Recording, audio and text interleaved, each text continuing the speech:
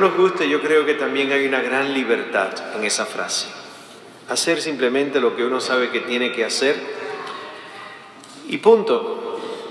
El día 4 fue el jueves, celebramos la fiesta de San Francisco de Asís. San Francisco de Asís, lo último que dijo antes de morir, el 3 de octubre de 1226 fue: yo he hecho lo que tenía que hacer, ahora que Dios les enseña a ustedes lo que les toque hacer. Y se murió. Hice lo que tenía que hacer, ahora que Dios les enseña el camino a ustedes. Hay gran libertad en poder decir ya al final de la vida: hice lo que tenía que hacer, siervo inútil he sido, pero cumplido con lo que se me pidió. Así que pidamos esa gracia, gente, que al final de nuestro camino podamos decirlo con paz. Hice lo que tenía que hacer. Habacuc, ese es el profeta de la primera lectura de este fin de semana. No es un profeta que se lee mucho, un profeta de los menores. Su libro es muy corto, pero es un libro fascinante, el libro del profeta Habacuc. ¿Y por qué es fascinante? Es fascinante porque cuando tú vuelves a leer el texto que se proclamó esta tarde, nos parece increíble para muchos de nosotros que un hombre de Dios y un hombre de fe como Habacuc se ponga delante de Dios y le reclame a Dios. Es uno de los pocos profetas que le pide a Dios cuenta. No Dios a Habacuc, Habacuc a Dios. Le reclama a Dios. Escuchen el texto.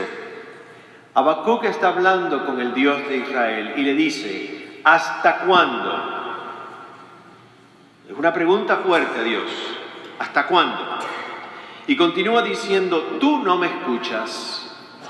Yo denuncio la violencia sin que tú, Dios, vengas a salvarme.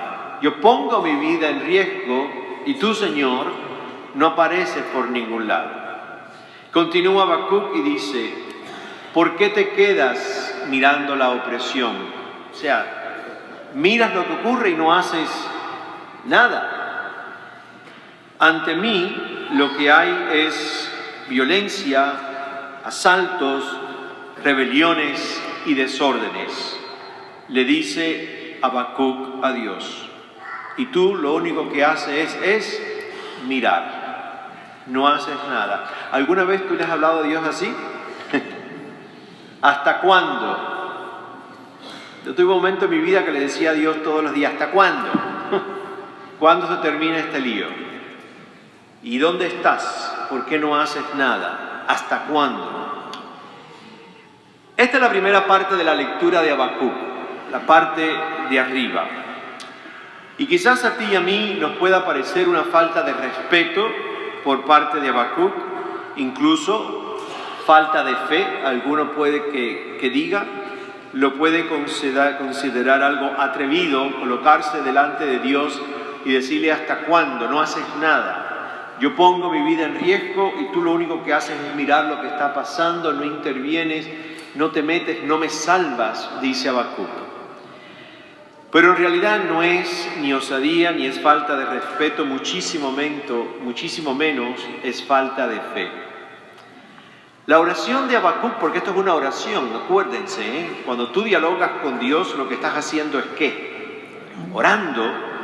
Habacuc está orando y realmente lo que expresa es que Habacuc tiene una relación con Dios que ha sido cocinada en el tiempo, gente. Es una relación profunda, es madura, es la relación de una persona adulta, es real, es íntima. Tan cercano es Habacuc a Dios y Dios a Habacuc, que Habacuc se da el permiso, se permite decir todo lo que siente y todo lo que piensa a Dios y de Dios. Habacuc no tiene temor ninguno en expresar sus sentimientos a Dios. Lo hace sin miedo al rechazo y menos aún lo hace sin miedo al castigo. Dice San Francisco de Sales que la relación con Dios es la mejor amistad. Y cuando tú y yo somos amigos de alguien de verdad y alguien de verdad es amigo tuyo, nos damos el permiso mutuo de decirnos las cosas claramente. Si no, no somos amigos. Si no, no somos amigos. Estamos pretendiendo nada más ser amigos. Habacuc es amigo de Dios y se da la libertad de decirle a Dios todo lo que ustedes acaban de escuchar.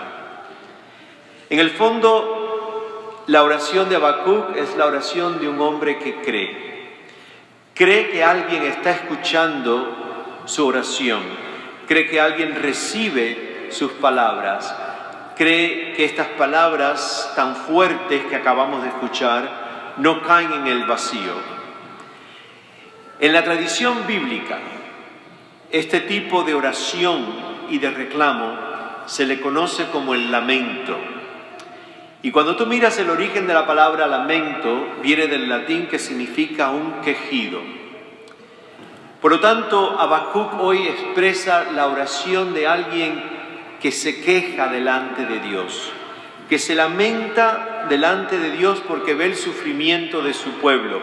Esto de la opresión, de la rebelión, del asalto, de la violencia, de los desórdenes, era un momento terrible, 600 años antes de Cristo en Israel. Una sociedad totalmente rota por la injusticia, por la pobreza y por la invasión de los asirios en el pueblo de Israel. Era mucho dolor el que había en el pueblo, mucha desesperación. Por lo tanto, lo que hace Habacuc es lamentarse delante de Dios y clamar a Dios. Es la oración de alguien que sufre, es una oración que brota del dolor. Es la oración de alguien que se vuelve hacia Dios y cuestiona todo lo que está pasando y le llega a cuestionar a Dios: ¿por qué no te envuelves? ¿Por qué no escuchas? Incluso, ¿por qué no me proteges cuando yo hablo la injusticia que está ocurriendo? No es falta de fe, es la oración de alguien que cree tanto que esa fe le permite incluso lamentarse delante de Dios y de reclamarle a Dios. Habacuc pertenece a la tradición profética del Antiguo Testamento. Los cristianos tenemos también la tradición de alguien que le reclamó a Dios en el momento más doloroso y de más soledad en su vida. Le escuchamos solamente ese reclamo una vez al año, el Viernes Santo. Dios mío, Dios mío. Eso es Habacuc. Es Habacuc hablando, ahora desde la cruz en la persona de Jesús. Es un lamento de alguien que ha amado al Padre profundamente, de alguien que ha servido al Padre profundamente, y en el momento de la verdad, Jesús se siente que Dios su Padre lo ha abandonado. Incluso el texto lo leemos en hebreo, que suena hasta más fuerte: Elohim, Elohim, lama sabactani. ¿Por qué me has abandonado? Tú y yo vivimos un momento en la historia donde vivimos lamentando la violencia de nuestros pueblos y de nuestros países de orígenes, lamentando la pobreza de tanta gente, lamentando el sufrimiento de la adicción de tanta gente. Hoy tenemos aquí los muchachos que nos visitan una vez al año de drogadictos anónimos. El lamento de su familia, el lamento de ellos buscando y preguntándole a Dios. Es el lamento de la gente que, como tú y como yo, a veces nos colocamos delante de Dios y le decimos a Dios: ¿pero por qué? Ayer hablaba con una amiga mía que está pasando lo mismo que mi familia, sus padres están pasando el mismo deterioro físico y mental de los míos. Y ella me dijo ayer: yo tengo una lista que preguntarle a Dios el por qué. Y estaba hablando concretamente de sus padres, unos padres que fueron buenísimos, amantísimos, y verlos físicamente y mentalmente desmoronarse delante de sus ojos. Y ella me decía: yo tengo que preguntarle a Dios. Le dije: ay, mijita, haz como en el Publix, coge el tiquecito de la cola, porque va a haber una gran cola, y ahí me incluyo yo, preguntándole a Dios por qué. Como vas al Delicatessen y coges el numerito del aparatito. Lo que ustedes están escuchando en esta tarde de Habacuc es esto: ¿por qué? ¿Dónde estás? No me respondes, no me salvas. Lo único que haces es mirar. Esa es la primera parte de la lectura. La segunda parte de la lectura cambia. Y la segunda parte de la lectura es la respuesta de Dios al reclamo y al lamento bíblico de Habacuc, que habla de su dolor y del dolor de su pueblo, el lamento de una nación. La segunda parte es la respuesta de Dios. Les voy a enseñar algo. Cuando estaba mirando el texto esta semana, yo me di cuenta de que la primera parte del texto es la oración de Habacuc. La parte de abajo es la respuesta de Dios. Yo soy muy visual y me di cuenta que entre la oración de Habacuc y la respuesta de Dios, ¿qué hay? ¿Un qué? Un espacio en blanco. Y me puse a pensar, ¿qué será ese espacio? ¿Qué ustedes creen que es ese espacio?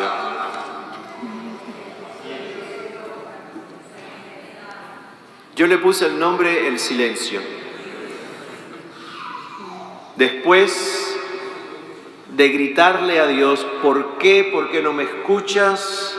¿Por qué no te envuelves? Mira mi familia, mira mi pueblo, mira mi país, mira a los pobres. ¿Qué hay que hacer? Silencio. Cuando tú lees el libro de Job, y el libro de Job es un Habacuc en grande, pero en grande, en un momento Job dice, y ahora yo me callo. Tiene que haber un momento de silencio. El silencio es necesario, ese espacio en blanco, es necesario interiormente en tu vida y en la mía, para que entonces la palabra vaya llegando. Tiene que haber ese silencio para poder escuchar la respuesta que Dios te va a dar a ti y a mí. Para después de escucharla, procesarla. Y después de procesarla, integrarla. Hace falta silencio. Podemos llorar todo lo que queramos, podemos patalear todo lo que queremos, podemos reclamar todo lo que queremos, podemos ser los super Habacucs. Y en un momento tenemos que hacer silencio.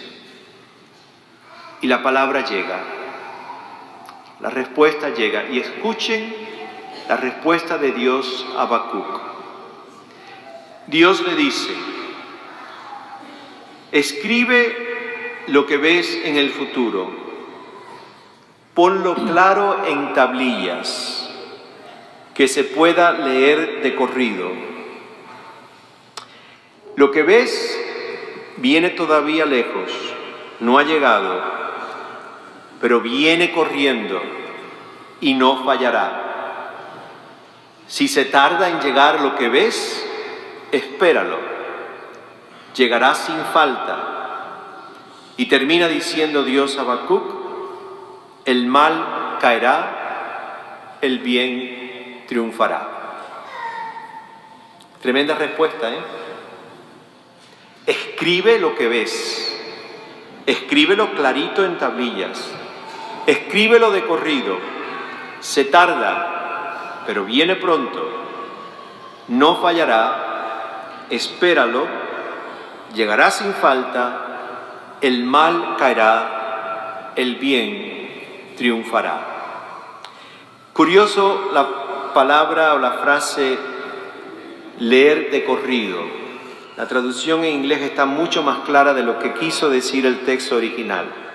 De corrido era que no escribiera en caligrafía, Corrido era, la palabra significa originalmente, ponlo de una forma bien visible y bien pública, porque esto que tú estás viendo, Habacuc, no es para ti, esto es para todo el pueblo. Ponlo de corrido, de forma que cuando la gente pase y vea las tablillas, pueda decir, wow, ahí está escrito. Es el billboard de la I-95, es el letrero de neón, tablillas grandes para que lo puedan leer mientras van caminando. Que no se les pierda lo que tú estás viendo, Habacuc. Claro, en tablillas, grande, público y que lo puedan ver. Ahora es cuando la cosa se pone buena, gente. ¿Cómo es esa visión? ¿Cómo es esa promesa que Dios le da a Habacuc, quien está lamentándose la situación de su pueblo? Le dice, la promesa aún está lejos. Por lo tanto, Dios con esa frase le dice a Habacuc dos cosas: ten paciencia y espera. Le dice, pero va a llegar sin falta. Lo que le está diciendo es, Dios no te va a fallar, Dios es fiel. Y termina diciendo, el bien triunfará y el mal pasará. Esa es la visión, la promesa de que al fin de nuestras vidas, con todo nuestro lamento y nuestras quejas, el bien ganará, el mal pasará. Por lo tanto, gente, escuchando en esta tarde aquí de sábado a Habacuc, lamentémonos. Ve pensando en tu vida qué situación tú y yo vivimos, que nuestro corazón se lamente delante de Dios, duela delante de Dios, pregunte a Dios, cuestione a Dios, lloremos delante de Dios, cuestionemos a Dios, no tengamos miedo como Habacuc.